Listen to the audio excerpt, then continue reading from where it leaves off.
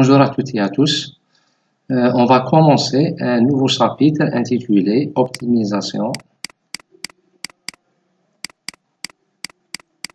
statique. Cette problématique concerne seulement les fonctions et les signaux. C'est-à-dire, elle ne peut pas être appliquée au système. Grand 1, extrêmement libre. Extrêmement libre, c'est-à-dire, c'est une optimisation sans contrainte. C'est-à-dire, on cherche l'extrémum tout en ayant une liberté dans l'intervalle, sans contrainte.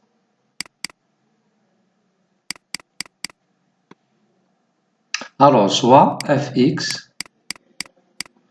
une fonction monovariable,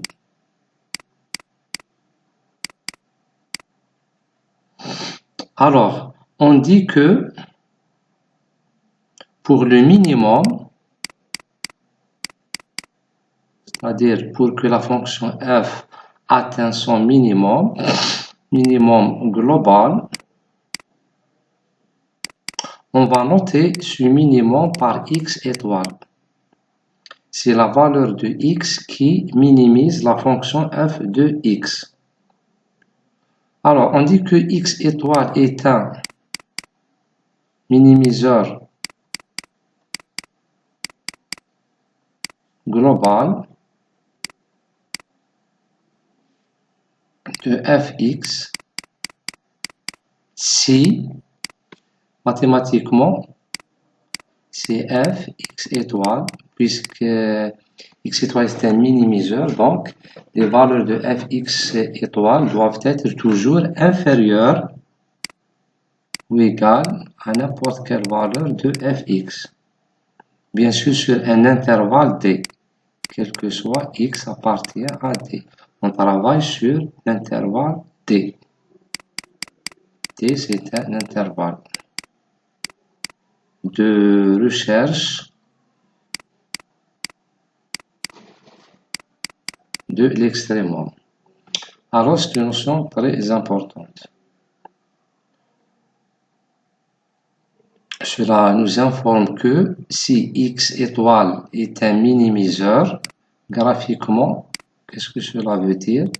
Si nous avons un x étoile ici, et fx étoile c'est un min, qu'est-ce qu'on remarque ici? Si on prend n'importe quel x à gauche ou à droite, x, qu'est-ce qu'on remarque? On remarque toujours que f de x, et ce point-là, c'est f x étoile. On remarque toujours que fx, il est supérieur à fx étoile. OK? À gauche ou à droite. On constate toujours la même constatation. Maximum global.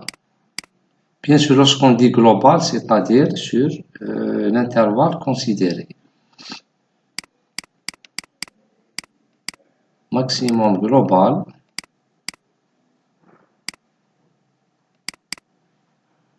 Alors, on dit que x étoile est un max global, c'est-à-dire sur D, de f si. Qu'est-ce qu'on doit vérifier maintenant? Je vais commencer à vous représenter l'idée graphiquement. Donc ici c'est x, l'axe x.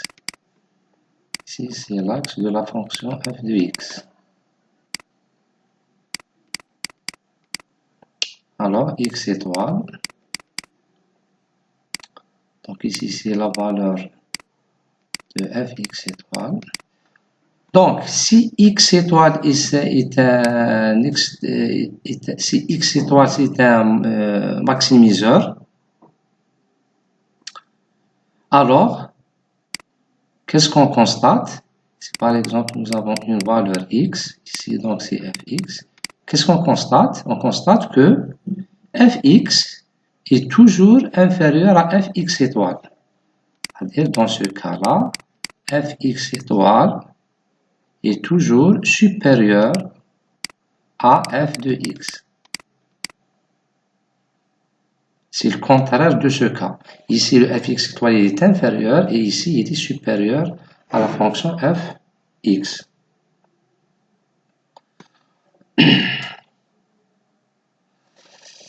Je vais vous expliquer maintenant une notion très importante qui est le voisinage. Donc, lorsqu'on considère un point, n'importe quel point, x étoile par exemple, son voisinage, c'est l'ensemble des points proches de lui. D'accord? Donc ici, dans ce cas, nous avons la partie assurée, c'est le voisinage du point x étoile. Donc mathématiquement, comment il est défini ce voisinage? Donc dans ce cas, je peux appeler cette longueur delta. Donc tout le voisinage va être défini par 2 delta. D'accord? Donc quel est le voisinage? Donc mathématiquement, le voisinage il est défini par le voisinage c'est donc voisinage d'un point, c'est l'ensemble des points x tels que la distance entre n'importe quel point de ce voisinage et le point considéré, en valeur absolue, en module.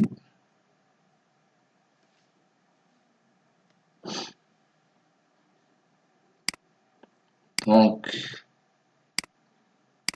le module ou la norme, cette norme, soit inférieure à delta.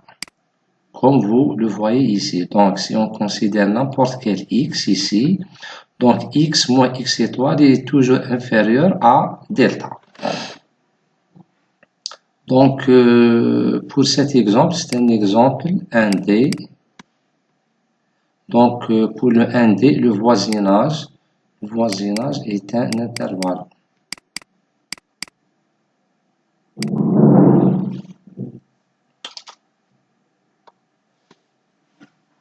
Comment va être le voisinage du 2D, de deux dimensions?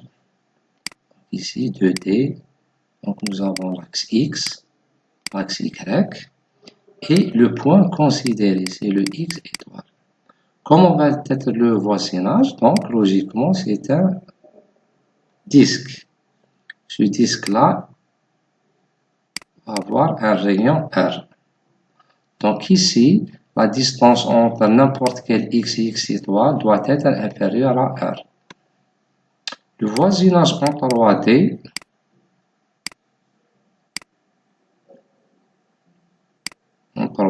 le voisinage est une sphère. Ici, c'est le point considéré, le x étoile. D'accord? Donc, le voisinage est une sphère. Donc, ici, le voisinage, c'est un disque. Ici, le voisinage est une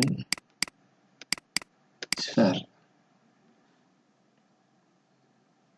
Je vais vous donner maintenant la terminologie que nous allons utiliser dans la commande optimale. On va donner le nom extrêmum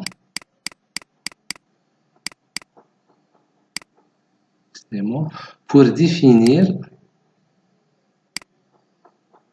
deux choses. Donc, lorsqu'on entend extrêmum, cela veut dire soit minimum, soit maximum. Soit on peut même le considérer pour un cas singulier. donc même considéré cas singulier. Singulier, c'est-à-dire ni min ni max.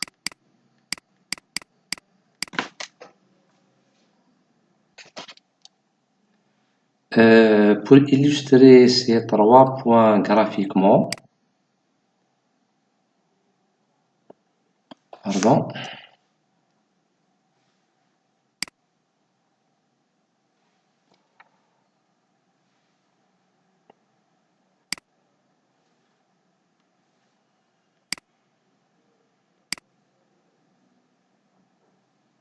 soit la courbe suivante.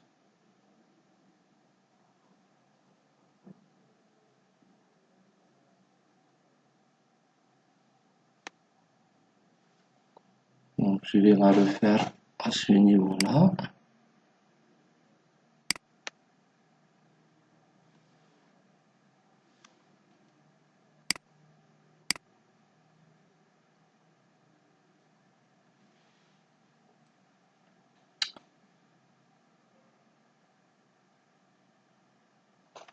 Ok. X, f de x. Donc ici, ce point-là est un minimum. Ce point-là est un maximum. Celui-là est un minimum. Et ce point-là, c'est un point un peu spécial. Okay. Donc, ce min-là, ce point-là est un minimiseur. Le x étoile, c'est un minimiseur. Ici, ce point-là est un maximiseur. Celui-là est un minimiseur. Ici, par exemple, 1, 2, 3. Ce point-là, on va le voir plus tard. Alors, une autre notion importante qui vient s'imposer ici, c'est la notion de max ou min. Max ou min, local ou global. Soit disons, notre intervalle D commence ici, l'intervalle D considéré, et se termine par exemple ici. C'est l'intervalle D. C'est notre intervalle de recherche des extrémums. Alors, sur cet intervalle, si nous avons par exemple un seul min, alors dans ce cas, il est global. Et si nous avons un seul max, donc on dira que c'est un seul max, donc on dira que c'est un max global. C'est-à-dire, je vais la faire ici, si nous avons sur l'intervalle D, nous avons un seul min. Donc dans ce cas, le x est un minimum et nous avons un seul minimum sur tout l'intervalle D. Donc c'est un min global.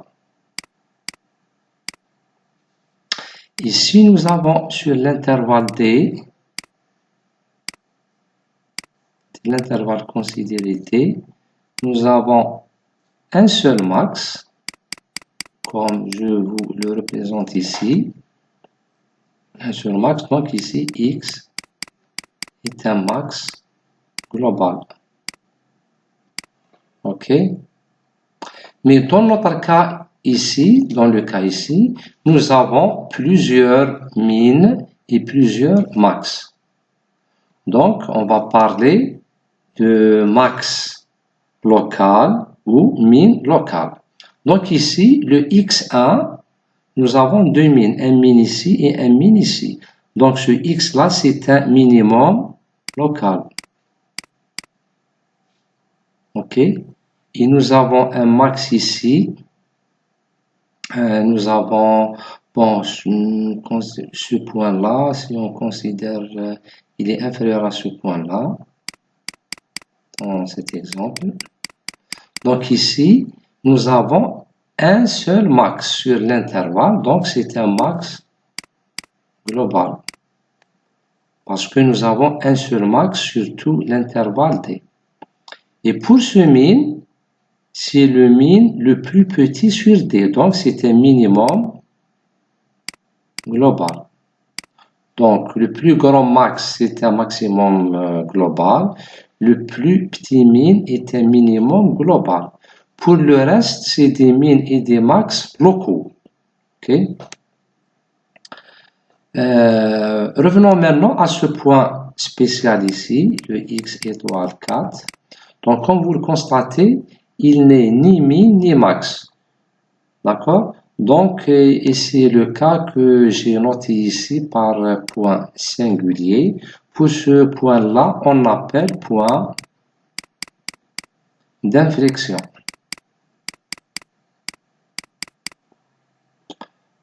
Ou point sel. Point sel. Donc, on remarque qu'il ne présente pas de pic. Donc, pour récapituler, pour n'importe quelle fonction considérée sur un certain intervalle D, cette fonction peut avoir des min ou des max. Donc, les min et les max sont divisés en deux types. Il y a des min locaux et des min globaux. La même chose pour les max. On peut avoir un maximum local ou un maximum global. Et bien sûr, le dernier cas, le point considéré, il ne peut être max ou min. Donc, c'est une singularité